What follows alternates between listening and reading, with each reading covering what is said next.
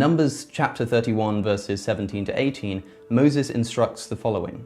Now kill all the boys, and kill every woman who has slept with a man, but save for yourselves every girl who has never slept with a man.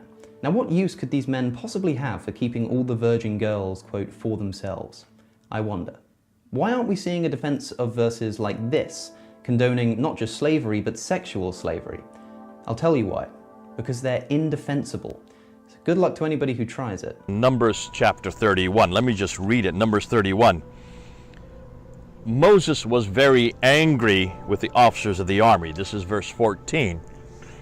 And he then says in verse 15, have you allowed all the women to live?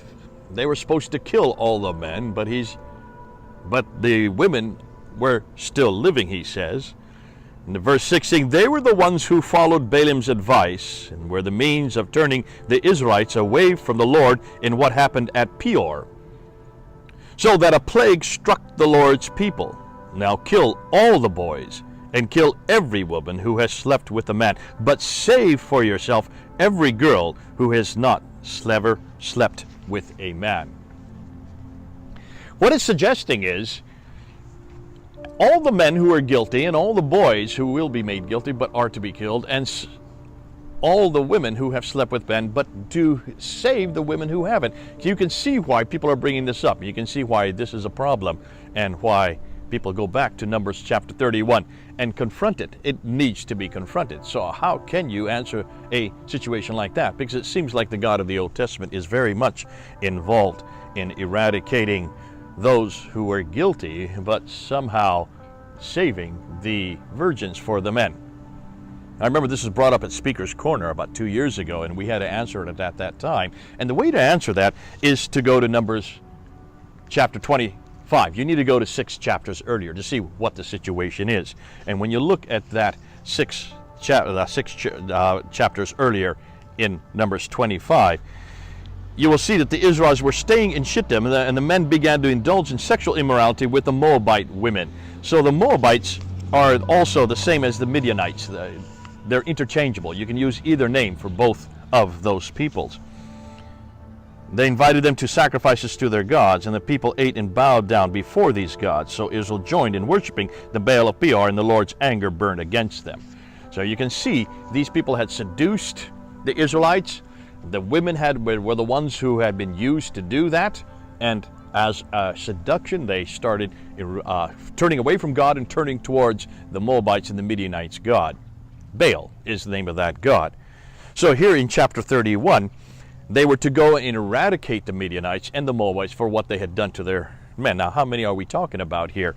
When you look at Numbers 25, verse 9, and you look and see how many of these men were actually implicated, how many of them had actually been seduced. We're talking about 24,000. That's an awful lot of men, and you can see then why God was angered and why God demanded that they be eradicated to stop this plague, to eradicate this plague. So 24,000 had to be killed. Why? Because verse 2 to 3 said, because they were seduced to Baal of Peor, and in being seduced to them and worshiping their gods, they were also sacrificing children. And then God would only allow his anger against them once they had been eradicated, these men who were guilty.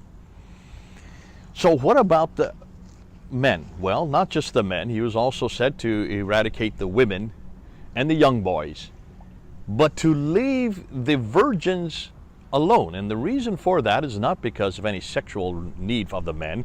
It was because the virgins had not participated in this seduction. The virgins, by virtue of being virgins, were not guilty. And that's why God was saying, you're to leave them alone. And that's why Moses was saying it. He was just taking what God had told him. And you can see then this, once you look at the context, once you look at Numbers chapter 25, once you go back to what has happened earlier, you will then understand what's going on in Numbers 31. In almost every case, you will see that God has a reason for this type of violence. And this violence is not something like we had said earlier in the first talk that we did earlier on the 1 Samuel chapter 15 and Joshua chapter 6, God was not using this violence against everyone. It was only against those who had confronted, seduced, and brought the children of Israel away from God.